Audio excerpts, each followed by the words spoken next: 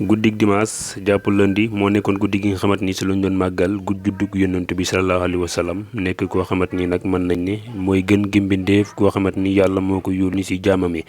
guddi googu nag nekkoon guddi goo xamante ni gu bëri ngëneel la mën nañ ne nag saa yuñ koy màggal ki nga xamante ni moo di Sëriñ Moustapha Sy njiital Moustarchidine yooyee mën nañ ne dana yëkkati ay kàddu yoo xamante ni Sénégalais yëpp mën nañ ne dinañ ko si amee lu tolloog ñaari fan di ko mbam moomee na yëkkati day ay kàddu teg ko si ki nga xamante ni moo di kaw Ousmane Sonko ñi déglu kàddu yooyu mbokk internet yi te ñu ñëwaat. dafa am ñoo xam ne fii ci Sénégal boo jógee ni ci Moustarchidine yi laa jëm duñ la may jàmm luñ la mën a wax pour décourager la dinañ ko def mais jaroo ko Moustarchidine soxlawul kenn ndax yàlla defal na ko lépp ba noppi waaw bi ci des itam ku defa ne da nga ñuy chantage ñun bu ñu la chantage wul yow doo ñu chantage ki may waxal loolu mooy Sonko ci boppam waaw man maa ko war a chantage ndax bu dee dund ba tal lii yàlla ak sama taxawaay tax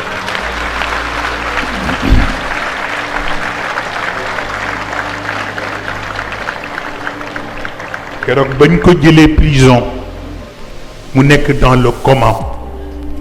ñu yóbbu ko principal man mi ma téléphoné professeur Wade Khalifa Babacar Wade ni ko taxawul ma Sonko mook Pape Alé Niang parce que ci liquider leen la ñu jëm te ëpp na bàyyi noonu mu taxaw moom professeur bu ci ne sax du demati këram ndax surveiller leen rek ndax bañ bu fa jógee léegi ñu jaar gannaawam def leneen waaw kon nag bu demee ba yàlla may ko mu tal ko mu mel ni daf ñu ignoré maa ngi koy xaar ci législative yi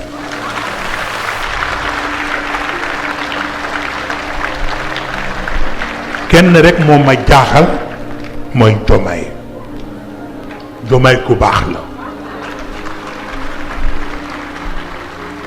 te yëg naa ni it lu baax rek la yéene réew mi mais ku xool li xew di nga am loo comprendre waaw mais it yàlla mu ngi fi du fi jóge waaw na continuer rek am yéeneem bu rafet fa yàllay jaar ba mu réaliser li muy réaliser kooku kenn mënu ci dara li la ciy reeloo moo di tappalekat yi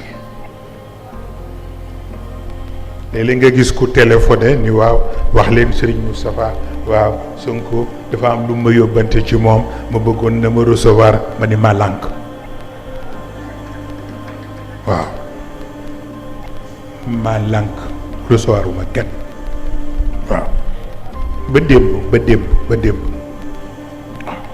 am na ko fi woote waaw Sonko moo ma yónni woon bu dee doo ma mën recevoir nga boole ma ak capitaine nangam ay dàllam sax kenn séenu ko. mu ngi noonu kon boo kenn doon noti yaakaar naa ne ñoo ko déggandoo kàddu yooyu nag mën nañ ne ku nekk am na noo xamante ma nga ko koy déggee xëy na man ni ma ko déggee ak yéen ni ngeen koy déggee xëy na mën naa wutee waaye mën ngeen ñuy jox seen xalaat si li nga xamante ni moo ci commentaire yi. dégg ngeen comme na mu ko waxee wala sax fa mu daanele nee na Bassirou Diomaye Faye la xamul nu mu koy def ndax na ku baax la ku yaru la waaye nag kam àndal nag la mu wax ci moom yaakaar naa ne dégg ngeen ko nee na nag moom moomee nag ba mu nekk ci diggante dund ak dee fi nga xamante ni moo demoon bañ ko jàppee ci kaso gi te mu nekkoon ci jamonoy xiifal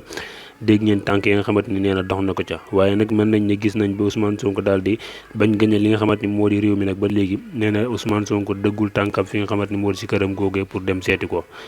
te moom moomee nag mën nañ ne xeexaloon na li nga xamante ni nag moo di projet bi ba ki nga xamante moo di Ousmane Sonko ñoom ñooñee gagné li nga xamante ni moo di élection présidentielle yooyu noonu nee na nag li nga xamante ni moo di si jamonoy gàmm gi sax am na kenn koo xamante ni wowoon na ko ne man mii kat Ousmane Sonko moo ma yónni maanaam damaa faa bëggoon a ñëw bëggoon nga boole ma ak nga xamante ni moo di capitaine waaye ba jonne yàlla tey ji nee na kookee noonu gisuñu ko nee na nag ñoom nag kenn du leen santas rawat na sax ki nga xamante moo di Ousmane Sonko ay jamono nag ci kàddu Ousmane Sonko moom it waxoon na lu ni mel nee nañ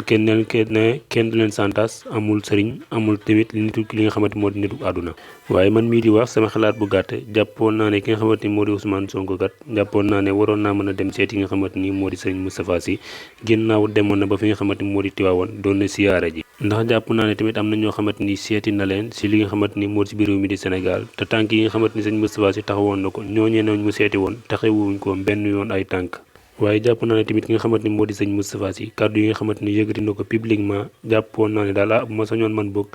konoon dina mën a woo ki nga xamante moo di Ousmane Sonko si njëkk ak si teranga moo gënoon mu koy weer publiquement si li nga xamante ni moo di si kanamu taalibeem ndax taalibeem yooyu nag bëri na ci soppe lool ki nga xamante ni moo di Ousmane Sonko ba si moom sax mën nañ ne sopp na Ousmane Sonko loolu. kon waaw may déglu wax ma sa xalaat si li nga xamante moo di si commentaire yi. li nga xamante ni fàtte woon naa ko rek mooy ki nga xamante moo di Ousmane Sonko mën nañ ne bi ñu gañee élection yi ak léegi mën nañ ne demul benn yoon Casamance pour mën a seeti ñi nga xamante ñoo di ay waajuram wala ay mbokkam.